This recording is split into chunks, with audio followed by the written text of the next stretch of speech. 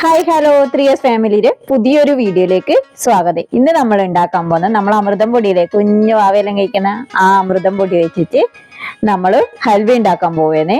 അതിനു വേണ്ട ചേരുവകൾ എന്തൊക്കെയാന്ന് നോക്കാം.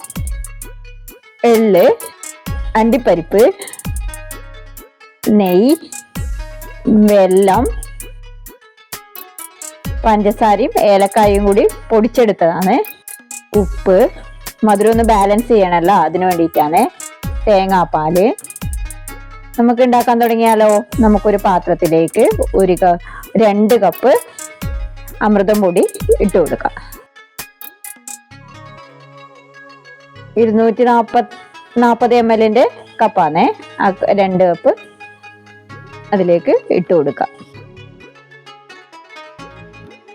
അതിലേക്ക് നമുക്ക് തേങ്ങാപ്പാല് അരിച്ചതിന് ശേഷം ഒഴിച്ചു കൊടുക്കുക. എന്ന് വെച്ചാൽ ചെറിയ തരിയോ കാര്യമോ എന്തെങ്കിലും ഇല്ലാണ്ടിരിക്കാൻ വേണ്ടിയിട്ടാണ്. എന്നിട്ട് അതൊന്ന് നന്നായിട്ട് മിക്സ് ഒരു ബീറ്റ് കൊണ്ട് നമുക്ക് നന്നായിട്ടൊന്ന് മിക്സ് ചെയ്തെടുക്കാം. എന്നിട്ട് ഇങ്ങനെ എന്താ പറയുക, കട്ട പിടിക്കാണ്ടിരിക്കാൻ വേണ്ടിയിട്ടാണ് ഒന്ന് ബീറ്റ് വെച്ചിട്ട് മിക്സ് ചെയ്തെടുക്കുന്നത്. അതിലേക്ക് നമുക്കൊരു 2 കപ്പ് വെള്ളം കൂടി ഒഴിച്ചു കൊടുക്കാം. അതിന് ശേഷം അതൊന്ന് അരിച്ചെടുക്കാം. നമുക്ക് അതിൽ തരിയെല്ലാം ഉണ്ടെങ്കിൽ പോകാൻ വേണ്ടിയിട്ടാണ് അരിച്ചെടുക്കുന്നത്. ഹലുവ നല്ല സോഫ്റ്റ് ആയിരിക്കണമല്ലോ, അതിന് വേണ്ടിയിട്ട് നമ്മൾ അരിപ്പ വെച്ചിട്ട് അരിച്ചെടുക്കുകയാണ്. ചെറിയ ചെറിയ തരിതരിപ്പ് ഉണ്ടാവുമല്ലോ, അതെല്ലാം ഇല്ലാണ്ടിരിക്കാൻ വേണ്ടിയിട്ടാണ് നമ്മൾ അരിച്ചെടുക്കുന്നത്. ഇനി നമുക്ക് മധുരത്തിന് ആവശ്യമായിട്ടുള്ള വെല്ലം ഉരുക്കിയെടുക്കാം. അമൃതം പൊടിക്ക് ചെറിയ മധുരം ഉണ്ടാവും, എന്നാലും നമ്മൾ ശർക്കരയും കൂടി ഇട്ട് കഴിഞ്ഞാലല്ലേ അതിൽ നല്ലൊരു മധുരം ഉണ്ടാവുമല്ലോ. ഹൽവയപ്പം നല്ലൊരു മധുരമുള്ള സാധനമല്ലേ. നമുക്ക് അതൊന്ന് ഉരുക്കിയെടുക്കാം.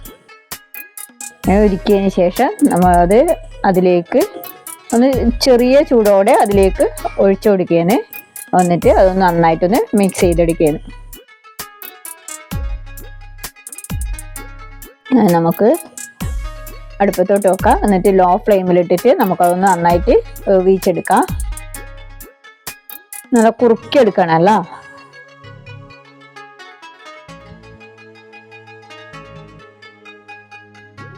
കുറുക്കിയെടുക്കാം.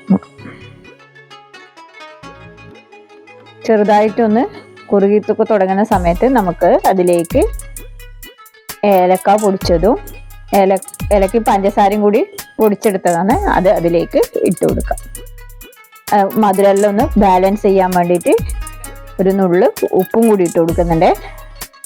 അതും കൂടി ഇട്ടിട്ട് നമുക്ക് നന്നായിട്ടൊന്ന് ഇളക്കി കൊടുക്കാം.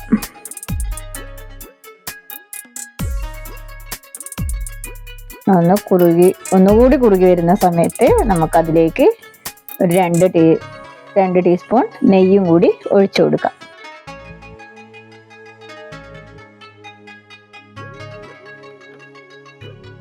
ഇങ്ങനെ കുറുകി വരാൻ തുടങ്ങിയിട്ടുണ്ട്. നമുക്കപ്പോൾ അത് ഒഴിച്ചു വെക്കുന്ന പാത്രം നല്ല നെയ്യൊക്കെ ഒഴിച്ചിട്ടൊന്ന് തടി കൊടുക്കാം. ഒന്ന് ഡെക്കറേറ്റ് ചെയ്ത് കൊടുക്കും കൂടി ചെയ്യാം.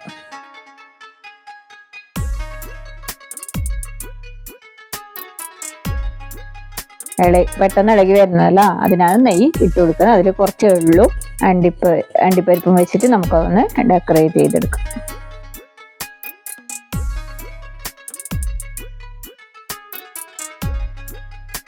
ബദാം ഉണ്ടെങ്കിൽ ബദാം ഇട്ട് കൊടുക്കാം. വേറെ ചെറിയ ചെറിയ വെളുത്ത എള്ളും കൂടി ഇട്ട് കൊടുക്കാം കേട്ടോ. അതിലേക്ക് കറുത്ത എള്ള് മാത്രമല്ല, വെളുത്ത എള്ള് വേണ്ടുന്നവർക്ക് വെളുത്ത എള്ള് ഇട്ട് കൊടുക്കാം. അപ്പോൾ നമ്മളെ ഹലുവ റെഡിയായി വന്നിട്ടുണ്ട്. ആ പാത്രത്തിൽ നിന്ന് ഇങ്ങനെ വിട്ട് വരുന്ന പാകമായിട്ടുണ്ട്.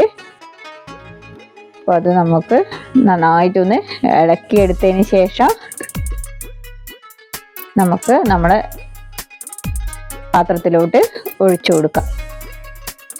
നല്ല വെന്ത് വന്നിട്ടുണ്ട്. നല്ല എന്താ പറയുക, നമ്മളെ പാത്രത്തിൽ നല്ല വിട്ട് വന്നിട്ടുണ്ട്. നമുക്കതൊന്ന് നമ്മളെ ഡെക്കറേറ്റ് ചെയ്ത പാത്രത്തിലേക്ക് ഒഴിച്ചു കൊടുക്കാം.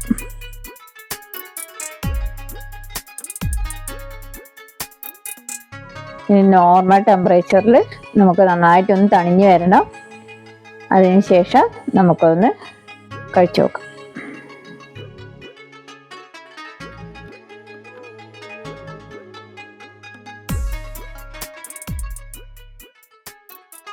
െല്ലാം നല്ല ഇഷ്ടാവും. കാരണം ചെറിയ മക്കളുണ്ടാവില്ല, ഒരു 1-2 വയസ്സുള്ള മക്കൾക്കെല്ലാം കയ്യിലെല്ലാം പിടിച്ച് കഴിക്കാൻ നല്ല സുഖമാണ്. അവർക്ക് ഇഷ്ടപ്പെടും. കാരണം മധുരം ഇഷ്ടപ്പെടുന്ന കുട്ടികൾക്കെല്ലാം നല്ല ഇഷ്ടാവും. അപ്പൊ നമ്മള് റെഡി ആയിട്ടുണ്ട്. നമുക്കൊരു പാത്രത്തിലേക്ക് ഇട്ട് കൊടുക്കാം. നമ്മളെ ഹലുവ നല്ല നെയ്യെല്ലാം ഇങ്ങനെ തൂകി നിൽക്കുന്നത് നല്ല അടിപൊളിയായിട്ടുണ്ട്. വീഡിയോസ് എല്ലാം ഇഷ്ടപ്പെടുവാണെങ്കിൽ ലൈക്ക് ചെയ്യാനും കമന്റ് ചെയ്യാനും സബ്സ്ക്രൈബ് ചെയ്യാനും മറക്കരുത്. അടുത്ത വീഡിയോ കാണും വരെ ബൈ.